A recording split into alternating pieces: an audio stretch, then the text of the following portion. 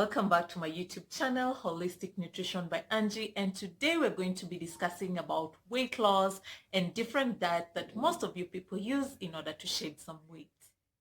Let's first understand what a healthy weight is, and this is a weight that lowers your risk of contracting or getting any health problems. What defines your healthy weight is something known as body mass index, and this is calculated by taking your weight over your height in meters squared. I have designed this BMI chart in order to illustrate more about body mass index. Anything below 18.5, this shows that you're underweight. Then we have 18.5 to 24.9, and this is the normal rank that everybody should be targeting towards being at. The next one is between 25 to 29.9. And this is overweight. It even illustrates showing you the yellow mark. And any person that is overweight, you should start being cautious about your weight. Then we have the obese rank that starts from 30 to 34.9. And anything between this rank, it can easily predispose you to lifestyle-related diseases. Then lastly, we have the 35 and above. This showing the red mark, it's so alarming because any lifestyle-related diseases, diabetes, hypertension can kick in, and it's about time that you start working towards getting on your ideal BMI. There are certain people that the BMI is overly estimated. For instance, the pregnant women, the athletes, and also the bodybuilders. So if we talk about the bodybuilders and the athletes, due to exercising, you find they have very, very strong muscles. And when they do the BMI, you find it's either you're overweight or obese, and this is not a true indicator. So it's very, very important to consider your fat percentage in the body when determining your BMI. Central obesity is so rampant because our organs are next to the tummy area, and most people develop fat around here. So you find most people are obese. They can have diabetes type 2, high blood pressure, heart diseases, cholesterol problem, and these are things that you can avoid when taking care of your health. So I'm going to give you a hack in which you can take your tape measure and hope and measure your waist circumference in order to know whether you're obese or you're not. With me, I have a tape measure, and I'm going to show you a quick illustration on how you can get your tummy measurements. So we're going to do 3 measurements on your stomach. The first measurement should be around the navel area. That is the area in the middle that should be around that circumference. You take your tape measure, take the first reading from that area. Then the second reading, you take your tape measure, and remember this, it should be on the centimeter side. The second reading should be 5 centimeters below the navel. You take the 5 centimeters. You can always mark the rec on your skin. Then take that circumference with your tape measure. Then the third reading as well, 5 centimeters above the navel. Then after you've gotten the 3 readings, you add them together and divide by 3 in order to get the average centimeter of your stomach. For women, if your reading turns out to be anything below 80, that shows you normal. 80 and above, that shows you're predisposed to getting the central obesity, diseases that are associated with central obesity. So you need to work out on in reducing your stomach. Then any woman that is above 88 centimeters, this shows that you're high risk of getting lifestyle diseases due to central obesity. So it's very important to make sure you're always monitoring your waist circumference for women. So for men, if you tie your centimeter and you find that you're anything below 94, that shows you're normal. Anything above 94, that shows you are now predisposed to getting any of these lifestyle-related diseases due to central obesity. And anything above 102, the chances are very high, or you're at high risk of contracting lifestyle-related diseases due to central obesity. So as well for men, it's important to always make sure you monitor your waist circumference every day. After understanding our waist circumference, it's important to understand what can really trigger us to develop that fat around the stomach. And that brings me to something known as basal metabolic rate. This is the rate in which our body burns calories, especially during the time when your body is at rest. A basal metabolic rate can decrease due to lack of proper nutrition, lack of physical activity, and also as we progress in age, our metabolism tend to go down. So it's very important to always exercise in order to boost your basal metabolic rate. Let's now talk about the diet. We have 3 major macronutrients, that is the carbohydrates, the protein, and the fat. And all these are very essential in our day-to-day life. Most people design this diet from the macronutrients, and we have 8 types of diets that I know of. So let's start by the first diet, which is known as the vegan diet. This is a diet that restricts animal protein, and most people lose very well by practicing this diet.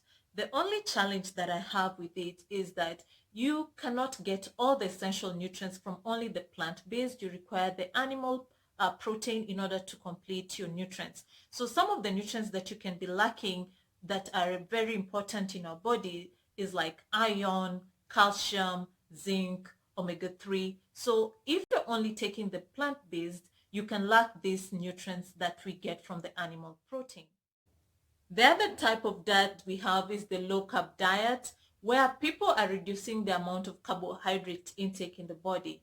This can really give you good results, especially if you're monitoring the levels of carbohydrate. The only challenge I have is when you're increasing too much of the protein and too much of the fat. And too much of this can easily lead to high cholesterol problems in case you increase your fat intake. So it's very good to know the amount of fats and protein and carbohydrate in this diet. The next type of diet we have is the Dukin diet.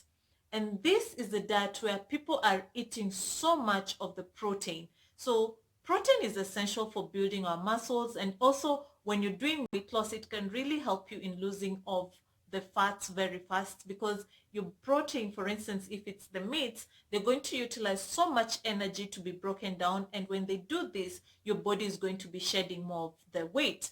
So the only challenge I have with this diet is if you eat too much of the protein, you can easily overload your kidney, and before you know it, you'd start developing kidney stones due to the level of uric acid in the meats. So it's very important to know how to eat this diet as well.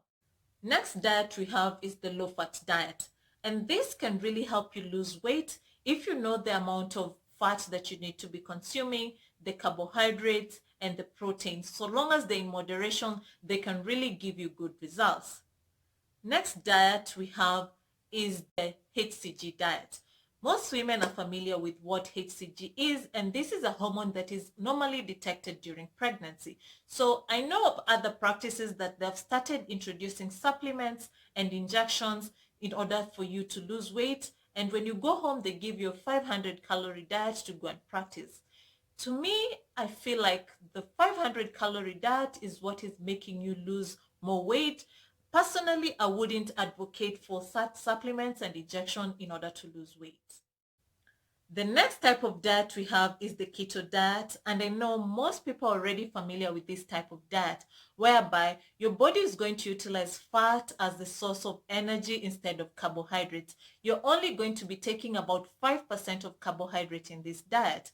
So most people are really losing with this type of diet, and the only challenge I have with this diet is that you can easily develop cholesterol problems, and due to that you can get stroke or heart diseases in future.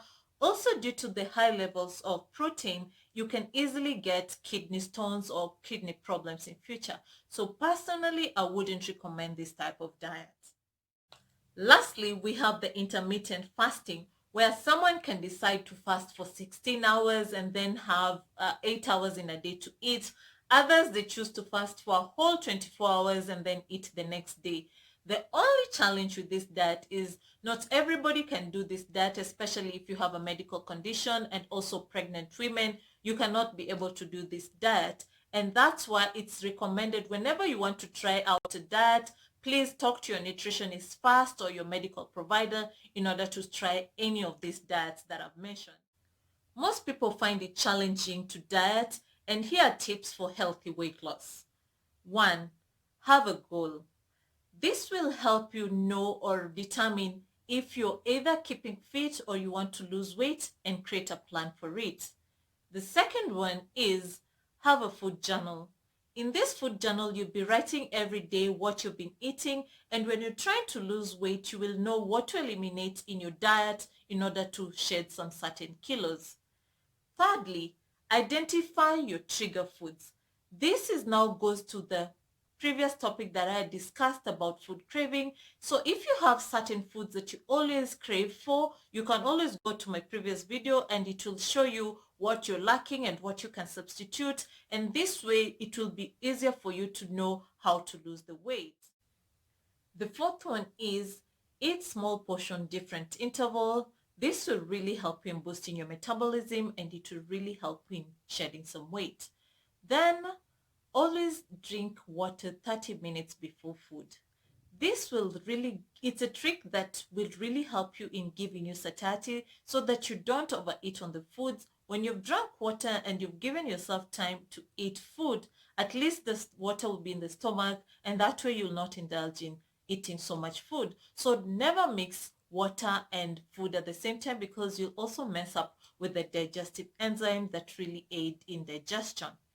The next tip is always exercise at least 15 to 30 minutes a day in order to boost your metabolism, and also it will help you shed some weight. Lastly, try and eat at least 2 to 3 hours before bedtime and try moving around to allow digestion to happen so that your body does not store a lot of fats. I hope you got well informed on different diets and how they aid in losing weight. And if you're new to my channel, go follow my Instagram page, Holistic Nutrition by Angie, where I'll be giving 50% off on the weight loss packages. I want to thank you all for watching, and if you like this video, give it a thumbs up, subscribe, share it with your friends, and I'll see you guys on my next video.